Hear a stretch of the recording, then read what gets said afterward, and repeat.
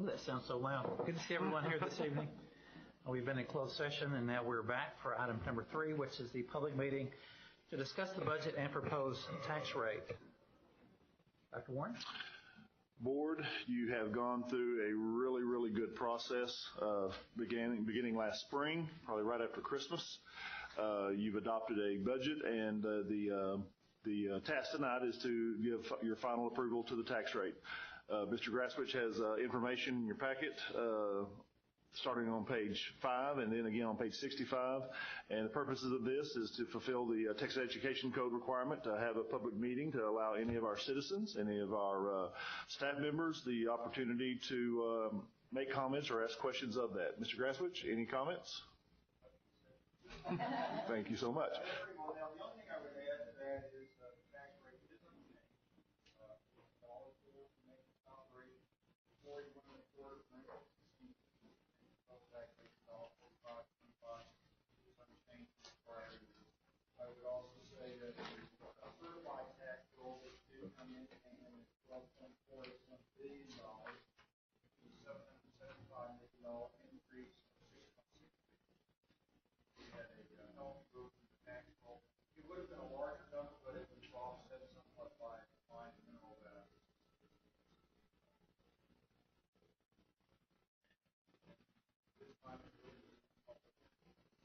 So anyone in the audience that wants to make a statement, now's your time. There's been a lot of news coverage on cities that are reducing their tax rates, and I just want to let everybody know that we would love to do that, but with the volatility of our changing school funding formulas out of Austin, that we're currently pulling money out of fund balance to maintain the rate that we currently have. So anyone else want to address the board? Talk at the hearing? I believe not. We will close the public hearing, the public meeting, and move to item number 4. That is to reconvene to our regular meeting. Dr. Warren? If everyone would please rise for our invocation and our pledges, please. If you would like to do so, go with me. Dear Heavenly Father, Lord, thank you for this day. And Lord, we sincerely thank you for just allowing us to be part of this school district. Lord, we ask you to be with our board members tonight, be with our district leaders. And Lord, above all things else, we ask that you give your guidance, give your love, and give your protection to our children. In your name we pray. Amen. All right. Everyone, we have 2 young ladies with the same last name. Where are our Girl Scouts? We have 2 representatives of Girl Scout troop number 4408, correct, ladies? Yes. Here to give us our pledges. Lexi, introduce yourself to everyone, please. My name is Lexi, and I go to Northwest High School. Very good. What's your favorite subject, Lexi? My favorite subject is science. I love that. Good job. And what do you like to do? I like to work with horses. You really? That's good. Yeah. Very good. Well, thank you for being here tonight. Allison? My name's Allison, and I go to Chisholm Trail Middle School. Very good. What is your favorite subject? Math. Math? Very good. And what do you like to do? I like to do anything that involves music. That involves music? Yeah. Well, ladies, thank you for being here. Did both of you have a good first day? Yes, sir. Good. All right. Well, why don't you lead us in our pledges? I pledge allegiance to the flag of the United States of America and to the republic for which it stands, one nation, under God, indivisible, with liberty and justice for all. Honor the Texas flag. I pledge allegiance to thee, Texas, one state under God, one and indivisible. All right. Hold on a second, ladies. We got a question for you. Thank you. You did a great job.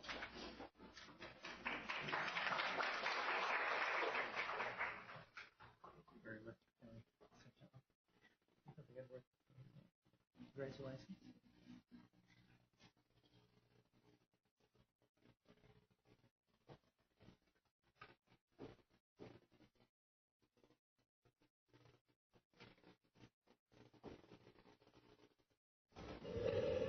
us down to item number 5, which is 6, recognitions. Dr. Warren? And Mrs. Conklin. Mrs. Conklin has quite a few of our team members here, our supporters here, that we're going to recognize. That is right. Very, very good way to start off a board meeting. Yes. At this time, if Dr. Warren and Mr. Schluter could make your way down to the front for recognitions. And we do have a lot of recognitions this evening, so we ask that you please stay for every recognition and celebrate those that have been recognized. So I'll turn it over to Jerry Cantu for Partners in Education recognition. Thank you, Emily. Tonight, we're going to recognize many of our groups and organizations that helped make our Back to School Fair a very big success. This was a record-setting year for our Partners in Education program and our Back to School Fair. As many of you know, the Partners in Education program has helped organize the annual Back to School Fair since 2013. The fair provides so much more than school supplies. Our students gain access to much-needed physicals, eye examinations, and haircuts. These are services that many families would have difficulty obtaining without the help of the organizations here tonight. First, we'd like to welcome Benchmark Hospitality. Joining us tonight is Natalia Decker, Account Services Administrator.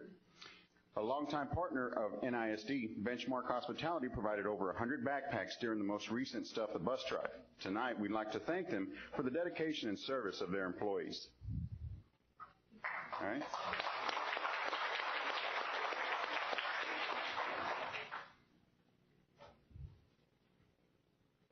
Thank you, Natalia. As with any Stuff the Bus school supply drive, buses are a must. Joining us tonight from Durham School Services is General Manager Andy Burton, Regional Manager Rafael Fajardo, and driver Chris Miller. If you would join us, gentlemen.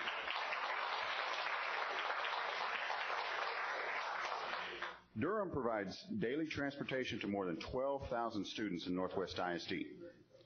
They partnered with PI to provide complimentary bus service for the Stuff the Bus school supply drive, Angel Tree, and other initiatives. Andy and his staff work tirelessly to provide outstanding transportation service to our students, parents, and staff of Northwest ISD. NISD is extremely grateful for your support and generosity. All right.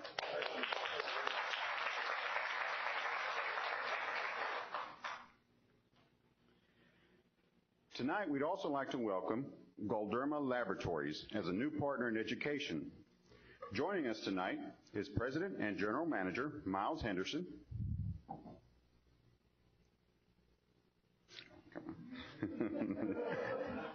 Yeah. Vice President of Human Resources Joanne Courtney Huey, and Associate Director of Corporate Communications Shannon Ewanik. When Galderma Laboratories chose the NISD Stuff the Bus as part of their Nestle 150 for 150 Community Service Day, the goal was to collect enough school supplies for 150 backpacks. Little did they know their employees would collect 24 pallets of school supplies, accounting for over 1,250 backpacks. Thanks to Galderma,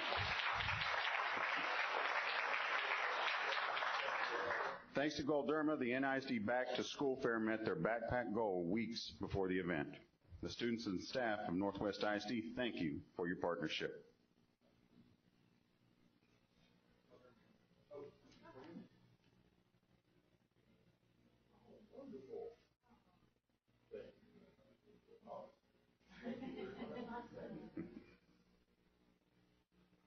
Thank you. Not all of our partners are community members or businesses.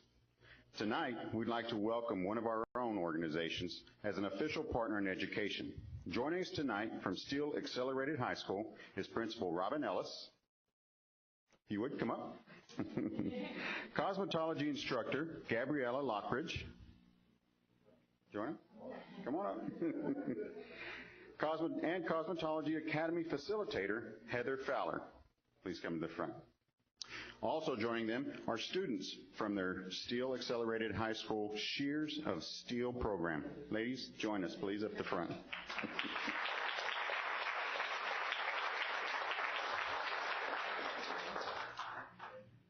Shears of Steel has been part of the Back to School Fair since the very beginning. Providing free haircuts and styles to students during the fair has been a labor of love. This year, Shears of Steel provided more than 45 haircuts to students preparing for the new school year. Tonight, we welcome our Shears of Steel students and staff as our newest partners in education. We'd also like to note that we had 2 participants from the cosmetology program that graduated last year that actually came up and provided out of their own time to serve during the Back to School Fair.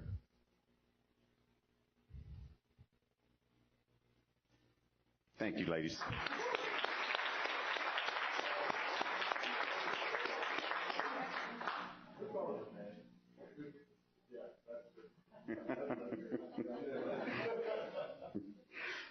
Finally, it takes a special partner to coordinate over 170 volunteers, distribute hundreds of backpacks, organize immunizations and eye exams, and plan an event that will serve almost 2,000 students. Joining us tonight from the United Way of Denton County is President and CEO Gary Henderson. Mr. Henderson, if you'd join us, please. Community Impact Director Kayla Stewart, and Volunteer Coordinator Shirley Falls.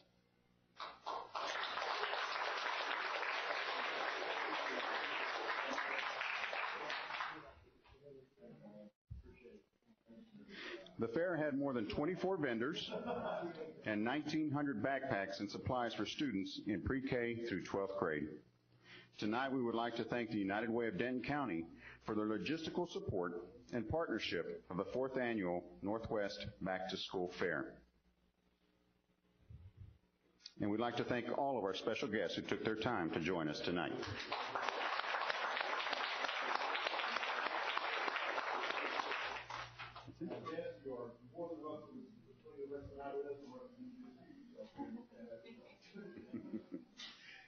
And that's it for recognitions. Thank you.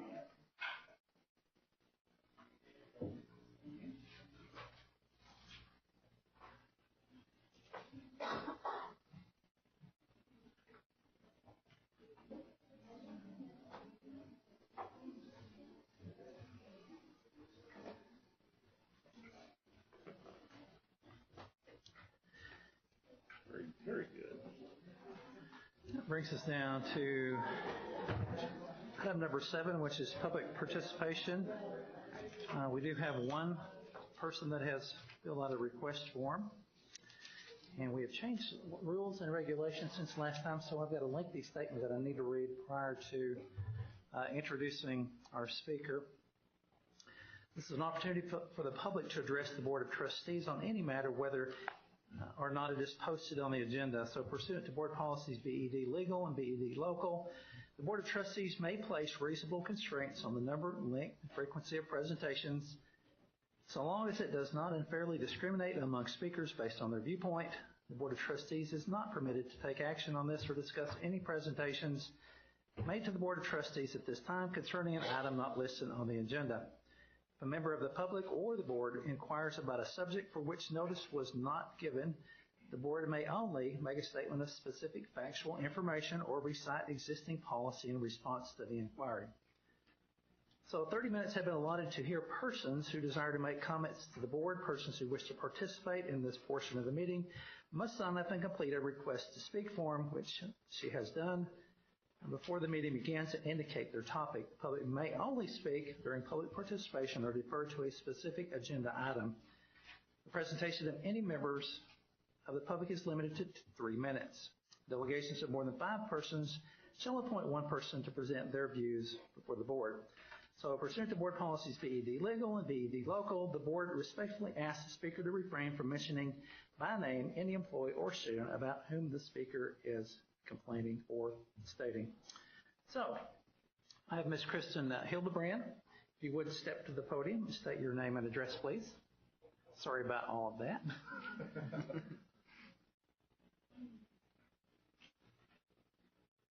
My name is Kristen Hildebrand. I live at 4 Parkway Court, Trophy Club, Texas. So good evening, board members. I'm here tonight to address the enrollment numbers at BEC and what the solutions are for our students. And so Dr. Warren went to our town council meeting, and there's a lot of controversy about a portable going in. I'm here to say I'm not opposed to the portable at this time. I really feel like that's the best solution for our students. But looking towards the future, which I know, planning for next school year begins today, began this summer. My concern is that at the town council meeting, what was presented was that we would be adding on to BEC. And I feel like that's the wrong decision for the students at BEC. Right now, BEC has a capacity of 850 students. BEC has one of the smallest campus footprints in the district if you look at the land area, and the playground there is tiny. So I feel like increasing the enrollment capacity at BEC would not be the best decision for the students there. Research has shown that physical activity leads to improved academic outcomes, and our students at BEC are limited in their recess time and their ability to run and play because their recess area is so tiny. And I've also found research out of North Carolina that supports an ideal school size as one between 600 and 900 students. So BEC is meeting the upper limits of that ideal school size. So what I'm asking the board to consider is to add on to Lakeview to increase their capacity and then redraw attendance lines for the elementary schools that are served by Lakeview and BEC. BEC's capacity is 650 students, and I feel it would be extremely unfair to have two elementary schools less than a mile away from each other with one at an enrollment of almost 1,000 students and then one at 650, especially considering that Lakeview has more land to add on to and their playground size is much bigger. So I'm just asking that when you look at solutions for the students at BEC that you consider the impact of adding on to BEC Elementary. And in fact, I don't even know where you would add on. I'm afraid you would have to build up. And so that's what I want to say. Very good job. Thank you. Thank you, Ms. Hildebrandt. Yes. I just want to say thank you. You're welcome. Moving on to item number 8, consent agenda. Board members. Mr. President, Mr. Wright. move to approve the consent agenda submitted.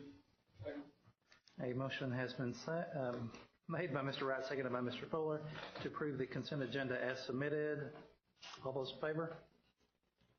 Those opposed? Motion carries 7-0.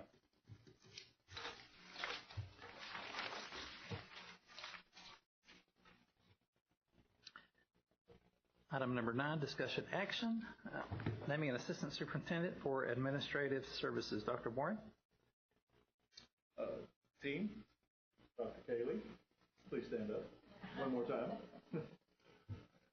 Team, we said a lot about Kim during convocation, but I'm very proud to recommend her as our assistant superintendent of administrative services. Very proud of what she's done in our district since the time she first came here, and she's made a very good reputation for herself. I would recommend approval. Ms. Cobb. I'd like to make a motion to name Dr. Kim Cayley as Assistant Superintendent for Administrative Services. A motion has been made by Ms. Cobb, seconded by Ms. Holland, to name Dr. Kim Cayley as Assistant Superintendent for Administrative Services. Any further discussion? All those in favor? Motion carries 7-0. Congratulations, Kim. Thank you. Her condolences, I'm not sure which one. Wait a minute. Moves us to item 9B, a resolution of the Northwest ISD levying the tax rate for the Northwest ISD for the tax year 2016 and providing for an effective date. Dr. Warren. Board, as Mr. Graswich explained to you during the hearing, we are humbly asking you to set an M&O tax rate of $1.04, a INS tax rate, interest-seeking tax rate of 0.4125, with a grand total of $1.4525. Mr. Graswich, any other comments? Well, the required notice was published in the Denton Record Chronicle. The district received official notice of the under Chapter 41 status on July the 15th from the Texas Education Agency, and based on the August 8th Board of Trustee approval of the agreement for the purchase of attendance credits, the commissioner certified that the district has achieved equalized wealth level. However, our budget does not show us actually making any such payments in the next fiscal year. The Board of Trustees approved the adopted budget for the fiscal year ending June 30th, 2017 on June 27th, 2016. The tax rates are as stated. I would note that the enclosed resolution should be approved in two separate motions, one for the M&O and one for the INS tax rates. Board members? Mr. President, Mr. Wright? motion to levy and adopt a tax rate on $100 valuation for property located within the Northwest ISD for the tax year 2016 as follows. 1.04 for the purpose of maintenance and operations. That's $1.04 for the purpose of maintenance and operations. A motion has been made by Mr. Wright, seconded by Ms. Kopp. For the motion as read, is there any further discussion? All those in favor? Motion carries 7-0. In the second part? Ms. Holland? I would like to make a motion to levy and adopt tax rate on $100 valuation for property located within Northwest ISD for the tax year 2016 as follows: 41.25% for the payment of principal and interest on debt. A motion has been made by Ms. Holland and seconded by Dr. Simpson. For the motion as read, is there any further discussion? All those in favor? Motion carries 7-0. Thank you, Mr. Krasowicz. Thank you. Moving down to number 9C, local district update, LDU 2016.03, affecting local policies DNA and DNB. Dr. Warren? Board, like pretty much almost all Texas school district, we're going to ask you to approve changes to two local policies. DNA refers to the evaluation of teachers.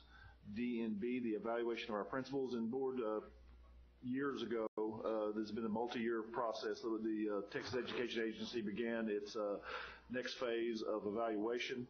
T-TESS, the Texas Teacher Evaluation and Support System, and T-PES, Texas Principal Evaluation and Support System, are to be used to evaluate teachers in our classroom and be able to be used to evaluate principals in our buildings.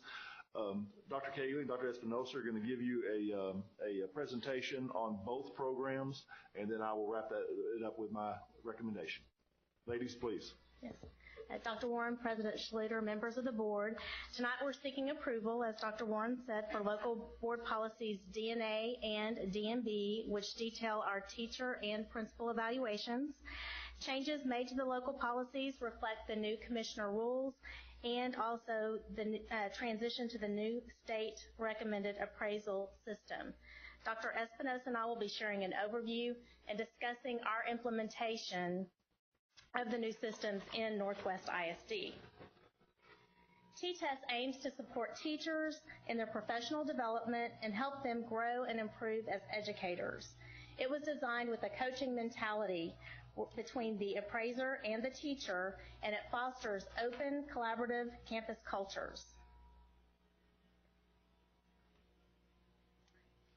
Back in 2014 and 2015, there were about 65 districts that piloted T-TESS in that first year.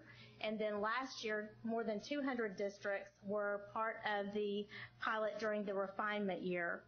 And just in Region 11 alone, T-TESS is selected for 100% of the districts within Region 11 for this upcoming school year. When appraisers are able to provide teachers with evidence-based feedback, we can focus our efforts on improving the quality of instruction and ultimately raising student achievement. T-TESS really works to measure the effectiveness of a teacher's instructional practice on students. The T-TESS rubric includes 4 domains and 16 dimensions. The first 3 domains, planning, instruction, and learning environment, are rated whenever they do the formal classroom observation. And the last domain, professional practices and responsibilities, is completed at the summative report after the end of the year conference with the teacher. This is one of the decisions that districts had to make, is with the 16 different dimensions, you could give teachers an overall score, summative score, or you could rate each of the 16 dimensions separately. And we determined with our leadership group that we wanted to keep those domains rated separately.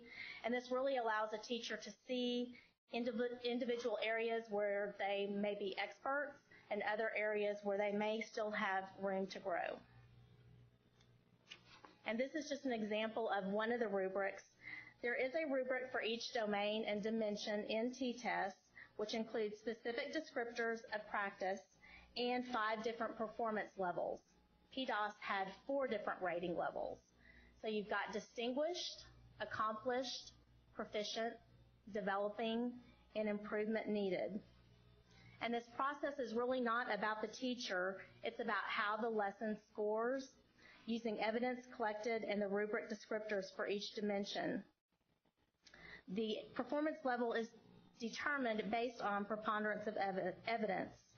And one of the things that we heard from the districts that participated in the pilot was that teachers were very receptive to the rubrics, and they feel like they're really getting clear and concise feedback, and that it's more useful than maybe what they've gotten in the past.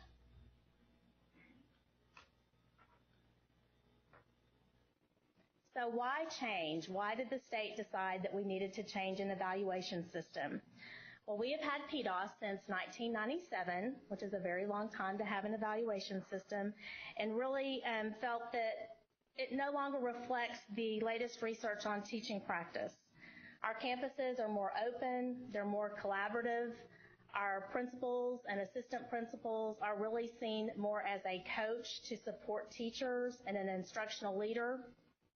And this really pays more attention to student learning and how receptive a student is to a teacher's practices. And one interesting note with PDOS, 96% of the teachers across the state were rated either proficient or exceeds. So that was a very high rating. And this is just kind of a timeline of our past year. Back in December, we formed a cadre of principals from each level, and we also included some central office administrators. I want to thank Dr. Espinosa, Dr. Griffin, Dr. Thornell, and Dr. Ferris, because they've really been instrumental in this process in transition. But with this group, we went to the first training together in December, and one of the first decisions we had to make is T-TEST an appropriate instrument for us to use in Northwest? And then we had several local decisions that needed to be made. Our principals really gave us good feedback on what we needed to share with our principals before they attended the training in February. So in January, we met with the principals and gave them some frequently asked questions, and we let them know some of those local decisions so that before they went into the training, they would kind of know where we were headed with Northwest. And then this spring, we actually hosted here the T-TEST training from Region 11 that included our campus administrators as well as other districts. We went to several debrief meetings with districts that piloted so that we could get some feedback. They gave us really good guidance on what we should and shouldn't do, how many appraisals were doable for our principals so that it wouldn't overload their schedules. And then we wanted to make sure our teachers were very aware of what was coming this year. So we communicated through district newsletters. We gave them links to the rubrics so that they could kind of explore on their own and kind of know what to expect whenever they came back to school. And of course, in May, we worked on getting our T-TEST appraisers and our calendar approved for this coming year. And then I'm going to turn it over to Dr. Espinosa. All right. Over the summer we had additional administrators that needed training due to the large amount of administrators we had. We didn't want them all off of campus in the spring. So we continued with their training this summer. We also then continued to work on the policies and regulations for our district to make sure they matched both the legal policies and then that are in our local decisions. The administrators then worked on their appraisal certifications. They all had to go through that certification process and take a test online, and so made some of them a little nervous. They had to go back to school and take a test, but they all did great. Then T-test orientation, which I will discuss that in a little bit more detail in a minute, but all of our teachers then last week went through the T-test orientation, and then IO education review, which I will also discuss in a minute, but that was also rolled out this summer. And then in September will be the T-PEST principal orientation, so that's coming up very soon. So here, this will just outline some of our local decisions as they are compared to what was recommended and then what was required from TEA. So you'll see there that it was recommended to either do a half day or a full day. We originally actually went with a half day, but as the orientation was developed, we really saw there was too much information to really dive into those rubrics at a level we would want our teachers to understand that it really was not feasible to do in a half day. That really the minimum was about 4 hours, but to get into every aspect of it, it really was about a 6-hour training that they could spread out over time as long as they got it, and as long as it was completed within the window. The next one was the informal and formal observations. Our local decision was one formal 45-minute observation that was announced. Of course, additional observations could be made if they felt necessary, and our administrators are in classrooms all the time, so they're always gathering more information there, and that's where you would see those walkthrough visits. The goal-setting professional development plan and the pre-conference, this is a very important part of this process where the teachers develop their goal setting, what are their goals for the year based on the data that is provided to them from their campus, from their own personal classroom data, things like that. They have a pre-conference within the first 6 weeks with their administrator that does their appraisal to discuss those goals. And then they have a goal-setting template that they can use to guide them through that process. We require a pre-conference for all of our observations, which that's a very different part of T-test from what was in PDOS. It was something that you could do in PDOS, but this we are making as a requirement. That will occur within 5 days prior to the observation, where the teacher can sit down with their appraiser and talk about what the lesson is going to be, what certain things that they would expect to see within the lesson, and talk about how they planned for the lesson, because the planning is an important part of that domain, one of the domains that are part of T-test. The observation and the post-conference, then they would, within 5 days of the pre-conference, the post-conference occurs, and then within 10 days, you would have the post-conference observation. The state does recommend 48 hours, and that is definitely always our goal, to have the post-conference as soon as possible, but we did want to give principals some leeway when things come up to provide them with 10 days, but always the goal is sooner than that. And then it is required by TEA that all of our appraisers are recertified each year. Observation scores. So at the discretion of the appraiser, a revision can be made to an observation score. This should be a pretty rare occurrence because, as Dr. Cayley mentioned, this is all evidence-based, based on what they saw in the classroom. It is not, they're not making inferences or assumptions. They're really basing everything they say on what they saw in the classroom. So it will be very rare that a score would need to be changed. But like it says there, you can see that it could happen in the reinforcement or refinement based on that post-conference discussion. If the teacher brought some sort of other documentation or evidence that they wanted to provide, they're always have the opportunity to do that. Rating scores may change at the end of year summative report based upon evidence that's collected through further walkthroughs. So they in the end can have an additional score for their summative conference that may look different than their original walkthrough. Each dimension is scored separately, as Dr. Kaylee mentioned, and then teachers can request a second appraisal if they feel that they are in need of one. And then the last one is the student growth measure. That's still to be determined, really based on even TEA, and that we're waiting for some more guidance from there, but that at this point is in the to be determined stages.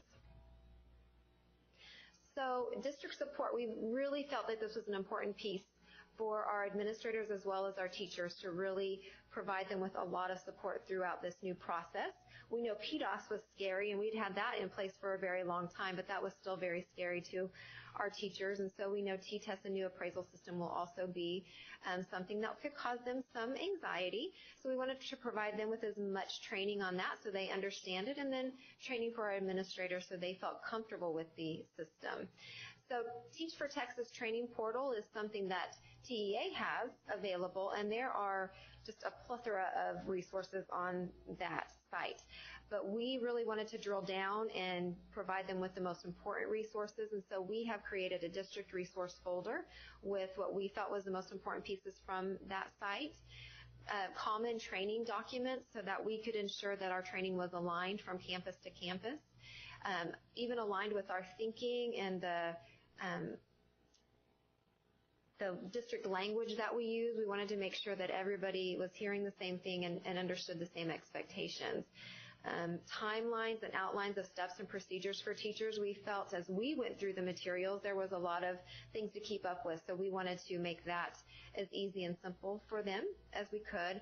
And then customizing the district forms for teachers and administrators, again, so it matches our language within our district.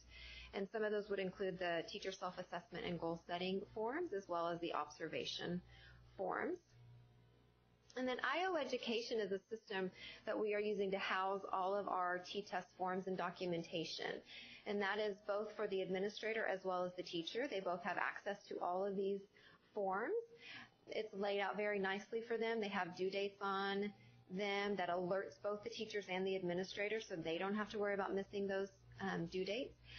A great addition that this also allows is our teachers and our administrators can upload their own evidence and attach it to those forms so that they both can share the things that they're seeing or doing in their classroom to better support the students and the learning that's taking place. And then T-PES, as Dr. Haley mentioned, we went to training over that at Region 11 this summer. It includes 5 strands or 5 standards for the principals, and those are aligned to Marzano's 21 leadership responsibilities. And then we currently will use that for all campus principals will be appraised using T-PES. And at this time, assistant principals will continue to, we will appraise them using alternative appraisal tool. That way it gives us some time to use that with our principals this year and just make sure that we feel like it is the best tool to use for our assistant principals as well. And that is it. Any questions right now? How confidential is the IO education system as far as who can review those documents that are uploaded to that? Everything is based on their district login, so they have to use their district login. So it's as secure as no.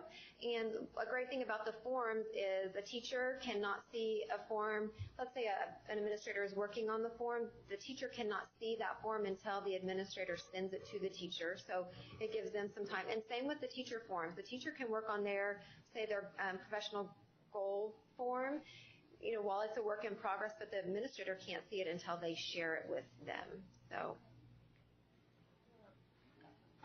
I don't have a question, just a comment that I think the work that the district's done with the problems of practice, the instructional rounds, have made this probably a little bit easier for you guys. And, I think it's going to be a good system, but I appreciate the way that y'all have been rolling it out throughout the last 2-3 years, really, with everything that we've been doing to encourage teachers with the coaching. And so good job for everybody. Thank you. Thank you. Thanks. I would like to ask a question. Dr. Kelly, you kind of put my mind at ease because you mentioned that the teachers have more readily accepted this after it's been rolled out because it was better than the PDOS that we had before. But as you've had your training classes, I'm kind of curious if any of them have come forward with a confusion of any part of it or any particular questions about those that needed extra clarification. I think we learned a lot, especially from Keller. Keller was really good to give us feedback on, I went to a meeting where they had all of their campus principals present, and they kind of told us some things that they struggled with. I know for one of the things that they did is they did 2 appraisals a year, and so they told us, do not do that. Do one. It really was very stressful on the principals to try to get all of those scheduled with the conferences before and after, and then also pretty stressful on the teachers.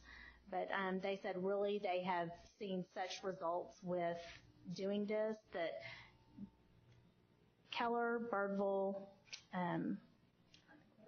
Burleson have all shared that they haven't even had any teachers that have requested a second appraisal, that this process has really been more of a coaching. The teachers, instead of an evaluator just telling them this is what I saw in your lesson, it's very collaborative. And the teachers being familiar with those rubrics really helps them to even self-assess their lessons themselves. Do they ever do a peer review? Do they ask their peers to come in and say, could you kind of observe me and give me some feedback? We have done that for quite some time within the district, where we invite teachers to visit other teachers' classrooms and sometimes look for some specific things. Sometimes a teacher will ask, will you come and observe my classroom? And sometimes teachers, if they know, I know that you're really good at this, a teacher will request to go visit other teachers' classrooms. So that is a very common practice here. And within some of the forms that we have available, the teachers have an opportunity to self-reflect on their own lesson, even after the principal has left, and they could even share that with the principal too. So that we know that reflection process is really helpful. Well, thank you, ladies, for making this nice and smooth. I have one quick question. You mentioned how the PDOS, most teachers were at exceeds or exceptional, and now this is going to score them maybe at proficient. Is that going to, do the teachers understand, and that still means they're performing where they should be, and it's not like a kick in the teeth, hey, I was way up here before, now I'm here? Yes, we've really tried to make that very clear within the training materials. It even says at one point in there that that's a rock solid teacher, or for proficient, let's look at that's a pro. They are really doing a great job. We always have room for improvement, but that is where we want to see. And I have seen quite a few memes out there over the weekend. One with Simone Biles, and it says proficient next to her name. So I think that our administrators made that very clear and really tried to ease the minds of the teachers to understand that. And I think one more thing, that's why we felt it was so important to have the 16 dimensions scored separately, because if you do an overall score, a teacher might be proficient, but she may have areas, or he, that they are distinguished. So at least when you score them separately, they can kind of see those areas of strength and maybe some room for growth.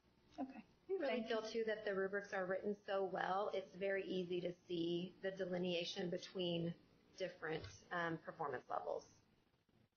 Thank you.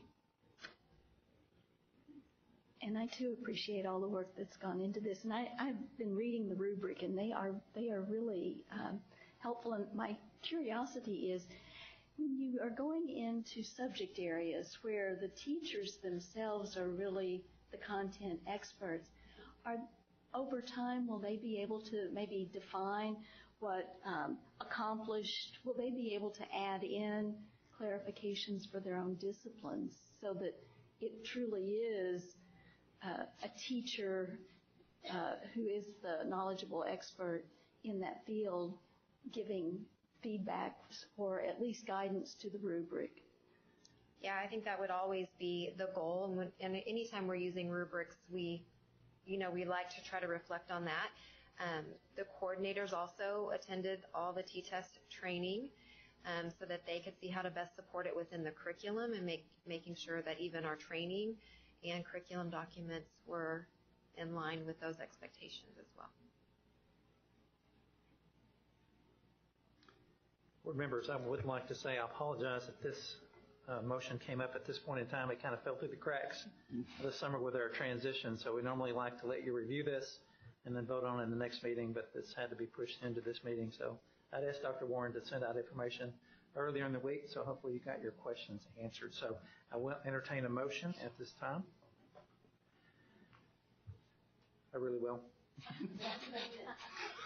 Ms. Holland. I would like to make a motion to adopt local district update LPU 2016.03, revise the local policies DNA and DNB as recommended by SASB Policy Service and Administration.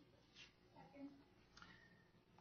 A motion has been made by Ms. Holland, second by Mrs. Roush for the motion as read. Any further discussion? All those in favor? Motion carries 7-0. Thank you, ladies. Thank you, Board. Thank you. Nice job, ladies. That brings us down to item 9D, 2016-2017 Campus Improvement Goals and Objectives. Dr. Warren? Mr. Schluter, with your permission, before Dr. Thornell sums up the improvement plans for our campuses, I was remiss. Let me go back for just 1 second. On your consent agenda, item B was the approval of our agreement for our after-school care with Champions. We have 3 ladies in the audience from Champions tonight, and we very much appreciated you coming out tonight, and we appreciate all the services you provided our kids, and it's a very good partnership with Champions for our after-school care. So thank you very much, and of course it was approved tonight, so we're going to look forward to working with you again another year. Thank you. Thank you very much. Yeah. You can, yes, absolutely. Dr. Thornell did a great job last board meeting describing the campus improvement plans, the processes going through to create them, and the plans themselves. He will give a final summation of those, and I will recommend that you approve those for our 16-17 school year. So, listening to that last presentation, I just wanted to say one of the things I saw on Twitter from one of our teachers was T-test with a question mark, and it said, "You mean NISD initiatives for the last 6 years?" And she said that with a wink and a smile. They're very confident that they will move forward and do well on T-test. So, not to worry about that. As I mentioned at our last board meeting, our campus improvement plan process starts way back in the spring. They have looked at each campus, has done an individual needs assessment, and worked with teams to develop their own individual plans. And so at this time, I think you've had a chance to review them. If you have any questions about the process or what you read, I would be happy to answer them as best I can.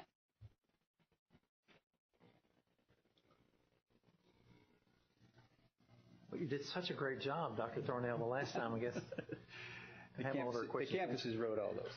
Mr. President, Ms. Scott? I move to approve the 2016-17 campus improvement goals and objectives as recommended by the A motion has been made by Ms. Cox, second by Ms. Simpson for the motion as read. Is there any further discussion on this item? All those in favor? Those opposed? Motion carries 7-0. Thank you very much. I would like to say that to the members of the audience, the actual plans are posted on the website. I know that because some parents have asked me questions about them, as well as board members. So thank you very much. Appreciate it. Thank you, Dr. Thornell. Moving down to item E, resolution to back the future through PTA membership and community awareness of Northwest ISD community. Dr. Warren? Board, Mrs. Conklin is going to explain to you the resolution, and we have 2 very important PTA leaders, parent leaders from our district that we're going to introduce to you. And Mr. Schluter, I think we're going to get a photo op as well. Oh, nice. All right. So the Northwest ISD Council of PTA was established in 1988. It includes 17 elementary PTAs, 5 middle school PTAs, and 4 high school PTSAs. So this evening we have Joy Harrison, who is the Council of PTA President with us, and Carrie Ann Jones, who is the Vice President of the Council of PTAs.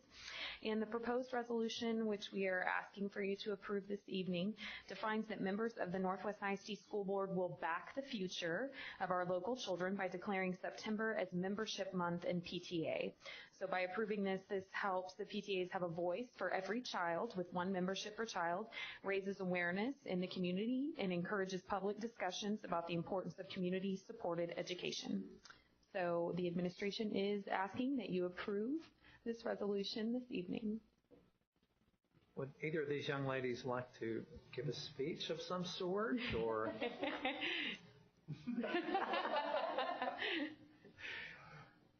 I do want to say a positive thing for the parents that I've had the pleasure and the privilege of meeting. I've been banker for several of the PTAs, and they are the most active, informed parents that I've ever met in our district. They are very engaged. They have a lot of zeal for making their schools a better place, for the communication to be brought forward, for there to be as much done as possible in a positive manner, and I just commend the actions of the ones that I've had the opportunity to do. Board, I would proudly recommend approval. Mr. President, Mr. Bright.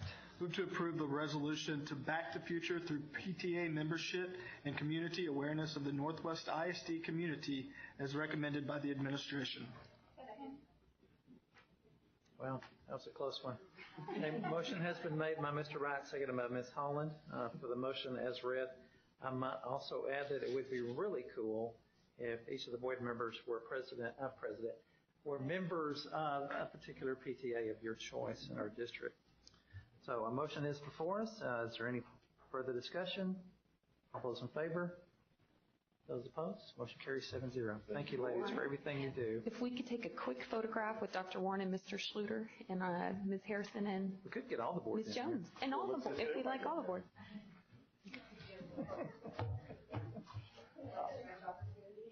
Well, nobody really jumped up.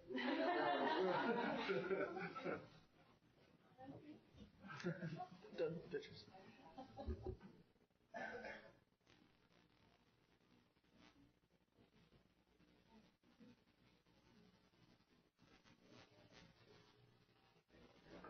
That's what I think you got.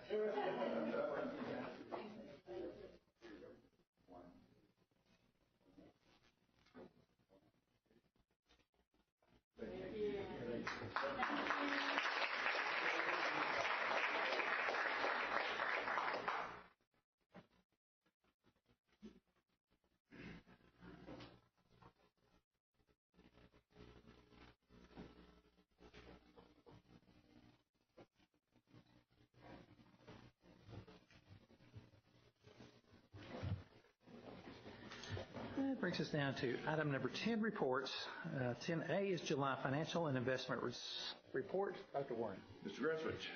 Yes, the July Financial Investment Report is being presented in compliance. We had 2 CDs mature, $5 million and $7.5 million to capital projects funds, and $10 million treasury note in the general fund.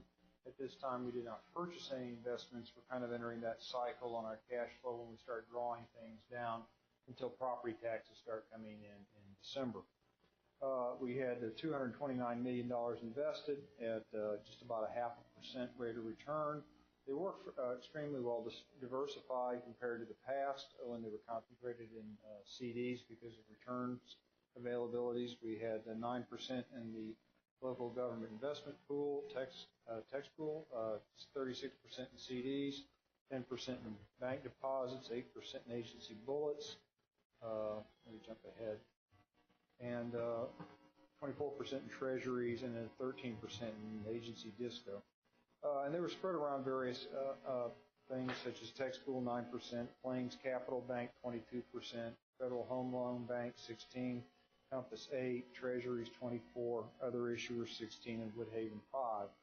So it was a well-diversified portfolio, spread fairly well across the maturity schedules as well.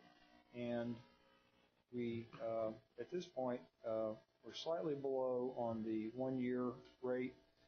We have a lot of stuff in banks at this point, which pay very little compared to the rising rates on some of the agencies and things. We earned $69,901 for the month, which is, of course, being our first month, the same as year to date. The financial statements are attached. Of course, July is a very slow month for the district, and there's a lot of accrual entries. So you'll see a lot of positive variances on expenditures and a lot of negative variances on revenues, but those will reverse a bit as we get into the fiscal year. Actually, a more interesting thing is, I think, is we run about, once we hit our full stride now, about $10 million a month in payroll. So we're a growing district, as Dr. Cayley well knows. Be happy to answer any questions on the financial statements. Thank you, Mr. Eswich. Keep shaking that money tree for us, would you? Number 10B, Summer Professional Development District Effectiveness Report. Dr. Warren. Board, Dr. Espinosa will bring you your the report. I believe it begins on page 855 in your packet. All right, good evening again. I'm really excited about this report because I've lived it for the last 6 months or so, maybe more. But as you will see, the first few slides are really the focus and very important for the work that we do as we develop our professional learning plans and opportunities for our students by always referring back to our district vision, our goals, definitely our profile of a graduate, and our profile of an educator and the needs of what our teachers need to meet the needs of our students and that profile of a graduate. And then really strong look at this operational goal 1, and that our teachers will design dynamic learning experiences to ensure that all students are future ready. We know that doesn't happen by chance. And so we need to model that for them within our own professional learning opportunities so that they can see what it looks like and that they understand what those things mean. As a quick overview, our focus for the summer was the rigor, relevance, and learner engagement trainings. Early literacy professional development continues to be a big focus for us. Gifted and talented professional development, our large conference, Engage, Professional Learning Institute T-Tests, which you got to hear all about, and then always supporting our new teachers. So if we talk about the rigor and relevance and learner engagement, this work comes from the International Center of Leadership and Education, which is part of Bill Daggett's group and research. This is something that we rolled out last year within the district with the rigor, relevance, and learner engagement rubrics, making sure that our teachers and administrators understood those. And we took it a step further this summer by training campus representatives. We had nearly 100 campus representatives and coordinators and administrators trained to take these to a deeper level so that they could continue that learning on their campus. The campuses then developed customized training to meet the needs of their campus and the levels that they were at. Some campuses had spent more time with their rubrics depending on their needs and where they were, and so we wanted to make sure that those trainings were customized to meet their needs. And then this year was our second annual Engage Summer Institute. We had over 200 teacher presenters. We offered 219 sessions with over 1,000 attendees. The average was 6.4 sessions per attendee, so that was exciting. The sessions are between 1.5 and 3 hours. So they had lots and lots of opportunities with that 219 sessions offered. Lots of opportunities to meet whatever needs that they felt that they had. Our AVID students were our keynotes the very first day. They did an amazing job kicking off the conference and really leading the teachers down the road we wanted them to see. Open up yourself to this learning and the relationships that you do. The AVID students told their story about their experience with AVID, but in the end, it was really more about the relationships that these teachers, the AVID teachers, had built with the students that made a difference in their lives. I loved it. The AVID students would tell the teachers, this is what we need from you, and this is what we want to happen in our classrooms. And we heard some teachers remark, I didn't expect to cry at a keynote, and so that was really exciting to see that they were so moved by the students. So that was exciting. Our second day, our keynote was Kim Bearden, who is a co-founder of the Ron Clark Academy. And her topic was really keeping the joy in teaching. It was fun, it was energetic, but I thought she was very candid and very honest with the teachers, and so that was really exciting. So Engage was designed with these learning strands, so differentiation, effective use of journals and writing across the curriculum, goal setting, planning using data and standards, progress monitoring, and then purposeful feedback. And you will see all of these strands in every content area, every level for new and experienced teachers. These strands were determined based on our district focus and our needs that we felt were the areas that we most needed to provide some training with. We invited teachers to lead these sessions based on the things that they excelled at in their classrooms.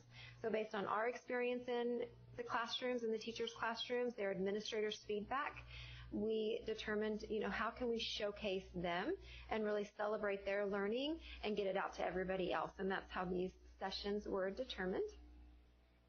I'm going to take you through just some opportunities that we had. This is actually the Engage website. I'm going to talk you through some of that, and as well as the app that was there. So you'll see here on the front page, it shows a scrolling thing there at the bottom that explains who was available for us.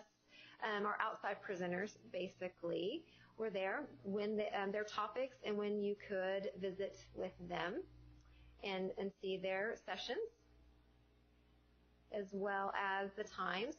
This is the About page, which just takes you to just the basic information of the things you would need to see, where it was located, directions for our new teachers, so they would, in case they didn't know where Byron Nelson was. How to register for sessions. We had an app that I'll take you to in just a second here, but it explains how to register for their sessions so that they could get credit. And then the sessions themselves. We had a tab here that would take you for new teachers, explain to where new teachers need, what trainings that we had outlined for them specifically. Those are going to come up here in just a second. So you can see here on what particular day and particular time, if we had a specific session we wanted a new teacher to attend. So if you were an English language arts teacher, you would know you would attend that workshop model training at that time. But if you were a science teacher, you have a choice session. So they also had some opportunities to choose their own sessions to attend based on their needs and their goals for their own professional learning. But we also wanted to outline some things for them so that they felt comfortable and were ready to start teaching on day one. Another part that we outlined in our sessions were our featured presenters. Those were also on the home page that scrolled at the bottom, but this gave you a little bit more background on our featured presenters, when they were presenting, what their topics were, and where you could find them. Dan Meyer, that one that's scrolling up there, that was pretty exciting. He actually donated his time to us and Zoomed in to speak with our teachers, and so that was really exciting to have somebody do that. Something we added this year were some hot spots, and so we asked our assistant superintendents, executive directors to all share their talents and present for us. The principals you'll see there, directors, and so we wanted to highlight the great things that are happening on our campuses and within the district, and so we had some hot spots there for people to check out and attend.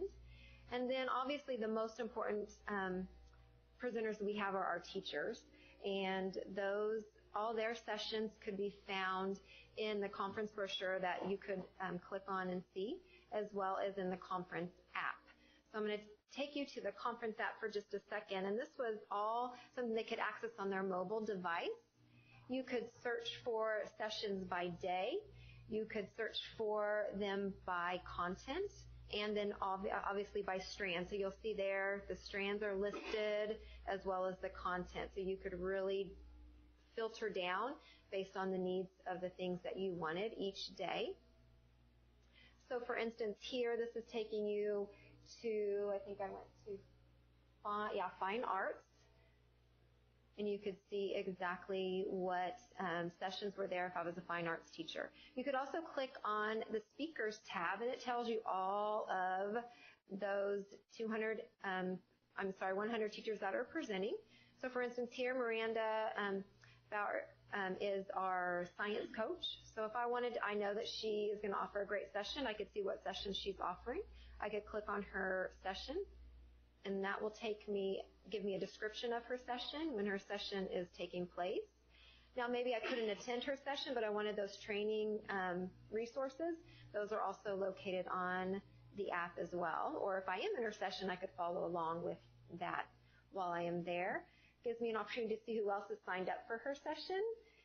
So I could even meet up with them and then give her feedback in that survey button there at the top as well.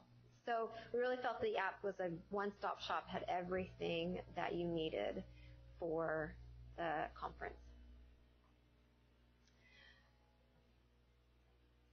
So part of that feedback was the survey button that you just saw there. So I wanted to share with you just the initial feedback that we had from the session. We were excited because based on these responses, we felt that everyone did a good job with determining the sessions that were most needed for the teachers.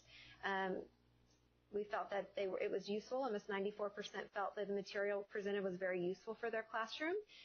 96% thought the presenters did a great job. And really what I thought was almost the most exciting was 85% they even felt like they could go deeper.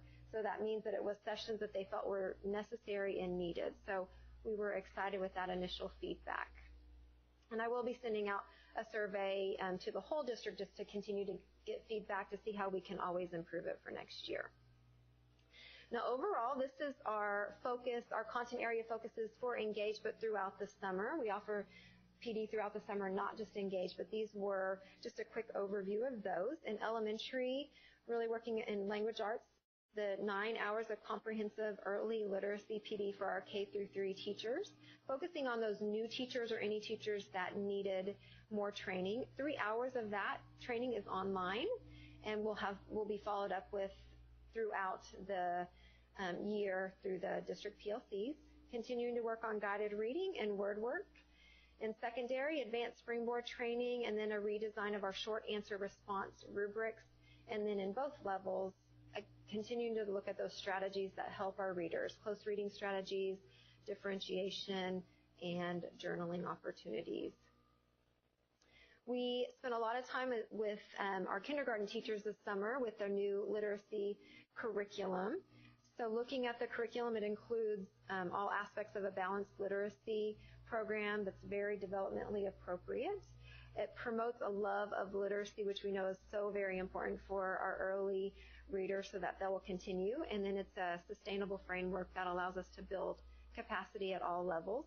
We trained those kindergarten teachers throughout the summer, gave them curriculum previews, lots of access to the resources before they left for the summer, lots of lesson reviews and practice. We videotaped lessons so they can see it in action, and we'll get a lot of, have the opportunity to review those when needed, and then district PLCs will continue to focus on lesson demonstrations, planning, and then just continuous questions, being able to answer questions for them as those come up. In mathematics, building content knowledge through the understanding of the TEKS. Our TEKS are about 3 years old, the new standards, but we know that they are still a change for them, and so really continuing to build their knowledge of those so that they're comfortable with those. Geometry, measurement, and early number concepts are another area that, based on data and other feedback from teachers, is still an area that we want to continue to support our teachers in. At the secondary level, increasing the rigor and relevance in the tasks that our students are working on, making sure that we are practicing some of those basic skills and things that they need, but then taking them to that next level of those process standards, because that's where it really takes, that's the more difficult part for them. Looking at those writing opportunities, again, to address process standards, and then the National Math and Science Institute, again, is really where they develop more of that work. In science, looking at critical writing opportunities in science, using claim, evidence, and reasoning with our students. That's really making them use those inferencing, but text evidence in science, improving their thoughts and their thinking. Increasing journaling opportunities, as well as increasing student engagement, making sure our teachers know where to find these journaling opportunities and what it looks like when the students are successful, giving them lots of exemplars and training them on what that looks like and where to find them. At the secondary level, continuing their training with the workshop model and making sure that they understand that the students should be doing more work than the teachers, and that they're really thinking through everything, that the students are giving those opportunities to think through things and figure them out. And that's really what the emphasis behind the workshop model there. Planning aligned instruction and discussing that. Again, more time to critically write and journal and everyday opportunities for that. And then again, the National Math and Science Institute training for those high-level labs and writing experiences, and making sure our teachers are understanding those and using those effectively. And social studies, really looking at those connections between our DBQs and expository writing, making sure that our teachers see those connections between that, whether they're teaching expository writing in language arts or if they're writing in social studies, and seeing that. And document analysis at the secondary level, really making sure our teachers understand how to analyze those documents, to make decisions about their usefulness and supporting their opinions, and finding the correct documents that use that text evidence to support their thoughts and opinions, no matter what the topic is. And again, continuing with workshop model training at the secondary level in social studies. In our gifted and talent area of gifted and talented, we gave our teachers lots of opportunities to gain their 30-hour certification. So 2 weeks of that training was available. We had 120 teachers take advantage of that. We had one strand that was actually 4 hours face-to-face with 2 hours of online work. At Engage, we offered a lot of sessions with a focus on the strand of differentiation and social-emotional. There are several different strands to those 30 hours, but those are the two we really hit on at Engage, because those are the ones that, when evaluating our teachers' professional learning that they had, those are the two areas that they lacked some of the training in, so we wanted to make sure we had those opportunities for them. And then in advanced academics, we had 50 teachers attend the Summer Institute. As you know, we do that on a 3-year cycle. We encourage them to get that training every 3 years. So we had 50 attend that this year. And then on-ramps training from UT Austin to support our math students that are taking the on-ramps in math, and then English 1 and 2 this year. In CTE, their academic skills, they attended AVID training. So Ms. Braswell encouraged her teachers to attend that, and there is a strand that is specifically designed for CTE teachers. Professional skills, they worked on teaching students how to market themselves. They did curriculum updates, and then they were having that continuous focus on certifications and licenses. And then we had 8 teachers that earned 640 hours of Project Lead the Way training. So that is exciting and a great opportunity for them. At the OLC, we're really gearing up and excited for its opening. And so we offered sessions at Engage that pertained specifically to the OLC, and then PBL learning, and then environmentally friendly STEM opportunities as well. We continued with our AVID training. As you know, we have now rolled that into the high school. So 8 campuses went to the 3-day institute over the summer with 89 teachers, special programs, and both campus administration as well as here at the district level, administration and coordinators attending that, so we can support that within the curriculum and within our own professional development, making sure the language is the same between the coordinators as well as the teachers, and that we are implementing those within our curriculum documents. Technology integration, we do continue to work very closely there. The Wonder World Conference, they had 540 participants. 42 were out of district, 17 outside school districts, and 136 course options. So people know where to come to get good training, and so it's exciting when we have people come from outside the district to take advantage of that. Some of the focuses that they had were on e-portfolios, that blended learning, technology integration, and the new hire orientation. Kara Carter and I work very closely together for new hire orientation to make sure our new hires are equipped with what they need curriculum-wise, but also technology-wise. And then we have a little, initiative right now, Chromebooks. So they've worked really hard on that and supporting both the teachers at the elementary and secondary level and the coordinators as well to support that rollout of the Chromebooks. Leadership Academy, we were excited about continuing to offer professional development for our leaders within the district. So Leadership Academy, I think we're on about our 6th year of that. It went through a redesign this year, which we were excited about, but the focus here was on curriculum, instruction, and assessment. We looked at a lot of data, as we always do, but really drilled down into the populations that each campus has, and they're very different, as you know, so we really wanted to spend some time to look at that. We had some specific strands at Engage that were just for our administrators, and so that was an exciting thing to be able to offer them. And then, of course, T-Test has been a big part of their training throughout this summer. Our new teachers are very important. We had, I think at last count, 235 new professional teachers that came to us this year. And so this brochure is a great piece for them to take with them at orientation, so they have something to refer back to, and it gives them some information about the district, but their training opportunities and how to get on Eduphoria and receive that, and just some information here. So I always wanted to provide that for you. Our focus for our new hires continues to be on curriculum and technology. We want to make sure that they are equipped and ready to start day one. So at orientation, they have a majority of their day is spent with the technology, using it, logging in, making sure they can get to everything that they need to, their curriculum documents and resources, how to register for classes, everything that you can think of.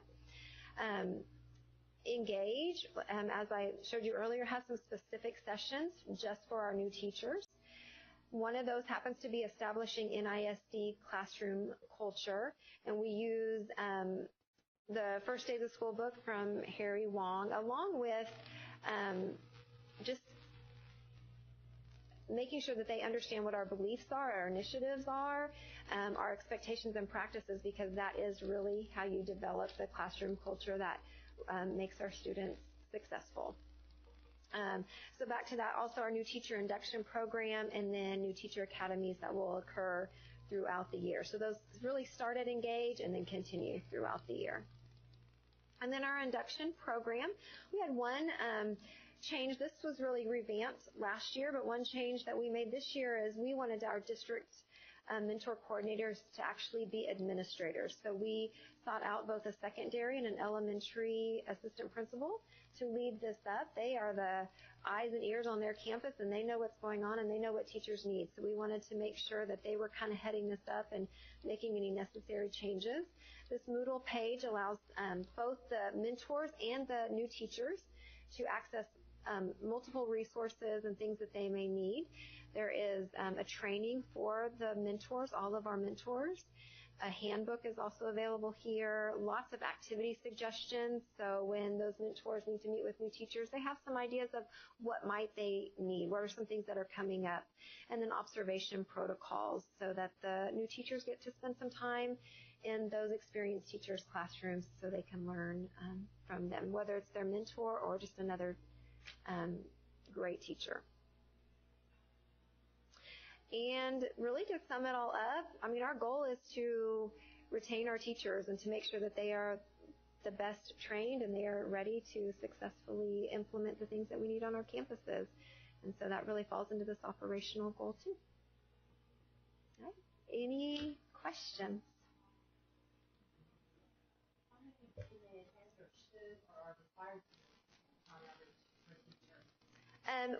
The flex days that they earn for November, it's 12 hours of flex days that they can earn so that they get off that week of November. So, we know we have some teachers that go well over that. So now that you say that might be interesting, I would love to even see what the average is.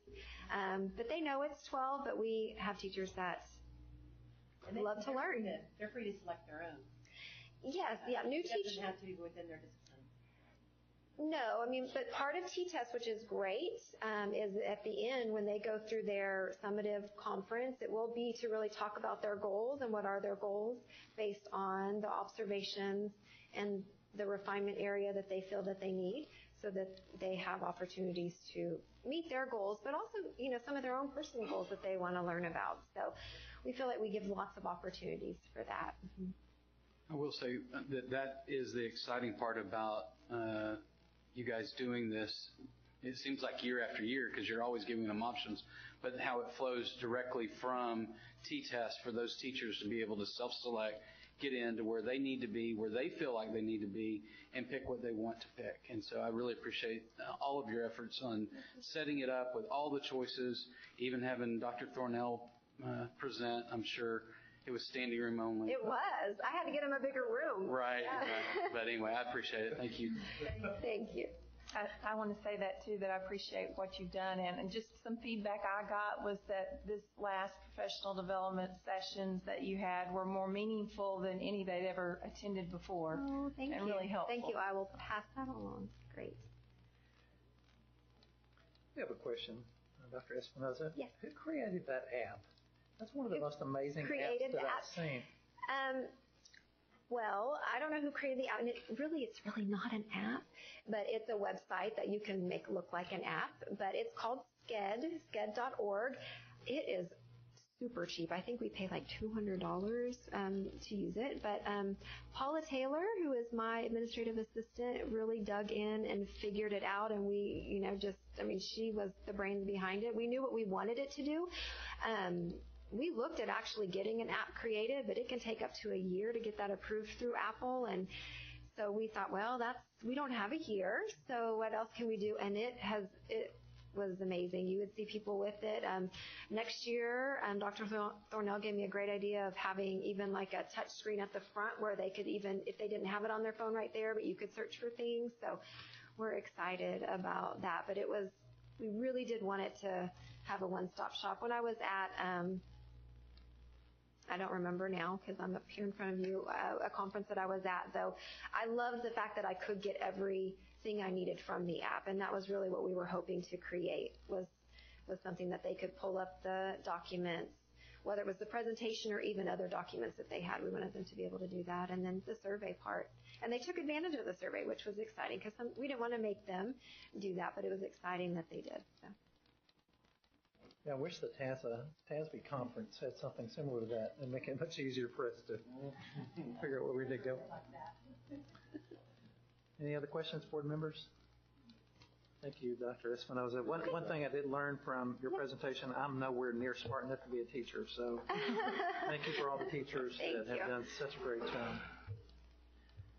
Brings us down to number 10C, Facilities Planning and Construction Monthly Report. Dr. Warren. Team, our last district report, Mr. McClure, Ms. Stewart. Sarah, who's the photographer? That would be me.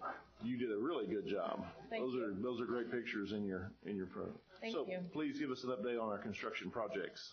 Well, good evening, board and Dr. Warren. I'd like to let you know we are opened at the OLC. We had a CO last week, and we're very excited to be out there. I know Amy and Kelly are very excited to be out there. They're very lucky to have that as their office. First, just our planning projects that were involved. Our middle school 6, we took the first draft to the city last week and are looking to go for advertisement on our GC mid-September, end of September. So hopefully we'll have a GC on board for that project and we can get rolling and started on that middle school. For the facility assessment, I've been working with Huckabee on that as well as the district standard, and I believe we went through our final rough draft, and hopefully we'll have that next month so we can use that to see where we are on all of our facilities. This is just a list of what I'm going to go through this PowerPoint, and I'd like to start with Schluter. This is the design that we came up with for this site. Every site is different for the elementaries, and so we are at a very tight site. So you can see at the bottom of the floor plan, we closed in a courtyard to give them another closed-in courtyard. We added an extra school at that end of the classroom, or at the end of that wing. because if you can see in the orange tan area up by the office, we're using that space and carving out for special ed and providing them the needs that they are needing at that school. And so we have the smaller grade levels, which is kindergarten, first, second grade at the bottom of the floor plan. Towards the top, you'll see 4 classrooms, which is the older kids, next to 2 art rooms. So we'll eventually have 2 art rooms and 2 music rooms with this addition. And then at the top left, you'll see the stage is expanding to give the gym more room for the addition, gym and cafeteria, for the expansion of the capacity. And we are moving the kindergarten playground behind the stage just because we have that closed-in courtyard where the kindergarten playground used to be. This is a picture of our half of our grade beams over by the art room and 5th grade classrooms. And the next picture is the other side, and we are actually working to pour that the final grade beams there next week, beginning of next week. And so they were working in the rain today, so I was glad to see that. They're pushing that project. This is the picture of the old stage. We are exposed in this part of the building. Roof is torn back, building's open. We're doing everything we can to keep that rain out of that building. But the staff there is wonderful, I have to say. The gym teacher, we cut her gym in half, and she's smiling. She's just happy to have a space.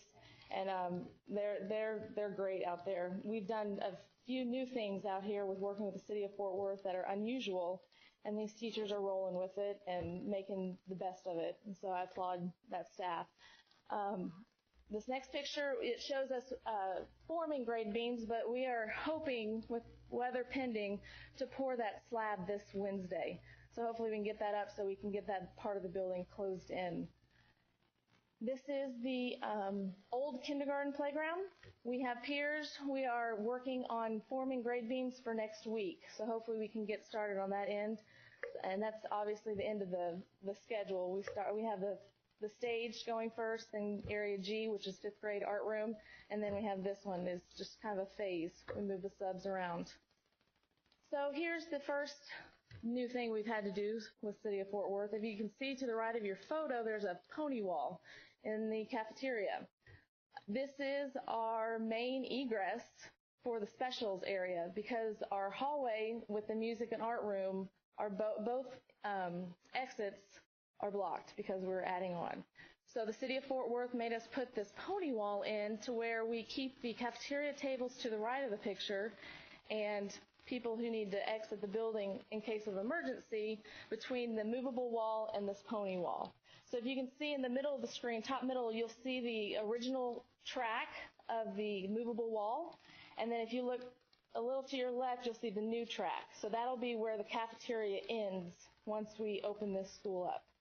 And that's where I'm telling, if you can see that small gym, that teacher's still smiling there that she has a small space. But we've given her, we've asked her what she needs to make that space a good learning space for her students. And so we've assisted in giving her supplies to support her and making that successful. And there's another angle of that small gym. As you can see, we actually carved out, this was Mr. McClure's idea, we carved out windows so the kids can see the construction and all the phases that we're working on. And they just loved it this morning. The gym teacher said every class came in and went directly to those windows. And so I think that's a great addition that we have, and it helps the kids just, be able to see what's going on with their school. Here's another pony wall that the City of Fort Worth wanted us to do for an egress. This is the first grade hallway. We have blocked their exit. So this is a pony wall in one of the classrooms. We moved that classroom and we're very creative and made another classroom out of a book storage room and the STAR classroom. And we moved the STAR teacher here because she has less students, and so that would affect her less than if it was a full classroom. So again, smiles with all the staff, and it's great. I just threw this up here, and this is kind of their egress floor plan showing where there's no exits and where the stage is. We took most of her gym, and just to give you guys an idea of what we're working with. In the middle of the school, we took out 4 walls. There were 4 storage rooms, and it's now a classroom. 307 was a book room in the Star Room. It's a classroom now. 409 was the corral area, and it's now a classroom. But funny enough, these teachers love these spaces because they are bigger than a normal classroom, and they don't want to leave. But I assure them their new classroom is going to be great come January. So our next project is Hughes and Nance. We recarpeted both of those schools this summer. This is Nance's library, and then here's a classroom at Hughes. The other major project we had this summer was steel HVAC and roof renovation. This was just a snapshot I took. We had a DMI who was our sub. He has a drone, and he did a huge video of going through the site, and this is just a still picture of one of his videos. I don't know if you guys got to watch the helicopters that day, but it was pretty neat to watch them use the helicopter to lift all those units. It didn't take too long to set all those units. But I just have a few pictures of the inside. We did LED lights throughout the school, and you can tell a huge difference when you walk that school with the lighting that we gave them. LEDs are amazing. Here in the cosmetology area, their lighting, they told us, is perfect. We made them to where they're over each station, so it's easy, they can kind of see the people that they're working on better than what they did before, so they were happy about that. But the gym is the biggest thing. We took out the ceiling. This had a lay-in ceiling. We painted the ceiling and added new HVAC ductwork, and it's with the LED lights, it looks double size. So I know Miss Ellis is very excited about this space. Next, we have a transportation facility. This is a facility we've been struggling with, but I can assure you that I am working directly with these guys daily, multiple times in a day, with our civil engineer, architects, and we are doing everything we can to finish up this project. We have just a few little things tying us up, but I assure you it will be finished soon. But we do have the buses in the site, so they're able to park the buses. We have 200 parking spots, which I think is great. If y'all remember what it used to look like, this is a huge difference. The best for last is the Outdoor Learning Center. We're still working with students to make this sign. This is the metal sign in the front. And then here's the shot of when you drive up. The Great Hall is directly right behind the large tree in the center of the picture. And excuse me, I took a ton of pictures because I loved every shot that, walking around, it was great. So here's where kids get off their bus. This is called the Welcoming Garden. Here's a better shot. You can see the landscape between where the road and the facility. And this is just up close where you walk into this facility. You can see to the right where we have the chains for the rain to collect the rain and use it for irrigation. Here's the inside. This picture was taken a couple weeks ago, about a week and a half ago, so there's a few things missing. The floors aren't shiny, but I can assure you they're shiny now. And the glass above the beams, we have 3 beams to divide for rooms, movable walls. There's glass up there so we can take the sound from each space and keep it contained. Here's just the back side of it. If you can notice this picture with the light on the windows and this one, the lights are starting to dim. We are actually using a new piece here. We've never used this before, but it's called Sage Glass, and it dims. If Amy knew she was going to do a presentation, she just pushes a button, and it slowly moves and it dims. And this way we can keep the sight of the beautiful OLC when you want to darken the room. Instead of putting shades, now you can still see the land with the dim. So here's a great picture to show you. We were missing 2 panels of glass. I assure you it's in now, but this is just to show you how dark those windows get compared to what it is outside. Here's just a few rooms inside. There's small space to work, but they're all outside people. So this is their workroom, and between the doors is the nurse's office. But then came back into the Great Hall, and they got darker. So you can just see the difference of how bright it is outside to the windows. I'm excited about that. We're going to use that on the middle school. So it's a it's a good material. Here's a large pavilion. You can see all the wonderful tables that we have. And you can see that we can fit about 800 students in here. So it's a great space. Just another angle of the large pavilion. And here's the Creek Pavilion. It's just a simple structure, beautiful, and it overviews the creek for the kids to learn. I'd love to go out now to see where the river is, the creek is. Here's a sitting area, learning area down at the end of the boot is what I call it on the property. It overlooks the creek, and you can actually see where the erosion has taken place since we've purchased this site. And we are going to be putting a measuring, I'm not sure the proper term, but it's a measuring component that will measure the erosion with time. So it'll be a good learning area. And while I was out there, I saw deer. So I just want to assure you guys, even with construction, we still have the wildlife. And a few weeks ago, Amy and I caught probably 10 to 15 turkey as well out there. So I told Mark, the maintenance gentleman that's out there, you need to start filling those feeders because they're there. So yes, I think Amy's working to get cameras out there. I think that's one of her goals. To get camera, yes. Here's the pavilion over the wetlands, and as you can see in the middle of that pond, we do have an aerator, so that helps the water not be stagnant, and so it's such clear water, and it's well water, so we can pump this pond and the larger pond with well water, so when needed.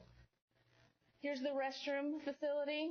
It's placed in the middle of the site to where we have little munchkins when they get to the end of the site that, they don't have to run all the way up to the Great Hall, but it's a great feature. And then here's just a great picture of the great pavilion from at the bottom of the site. Any questions?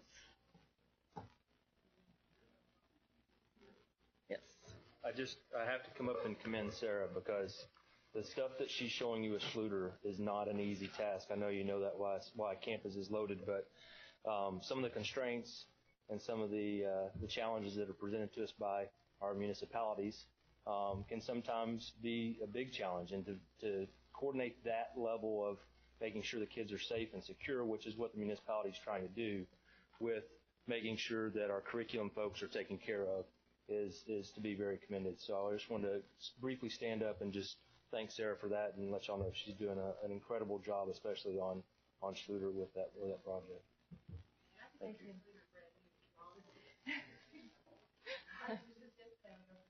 Yes. Thank you.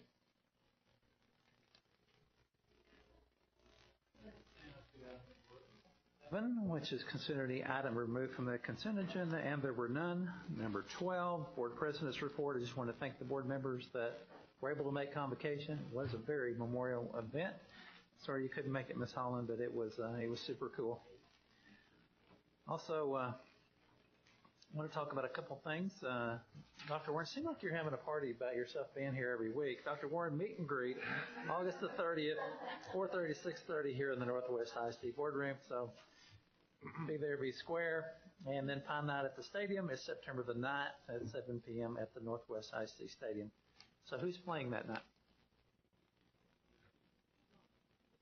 Northwest. Joel? Where's Joel? Joel. Northwest and that's a good guess. Good. We'll go with that.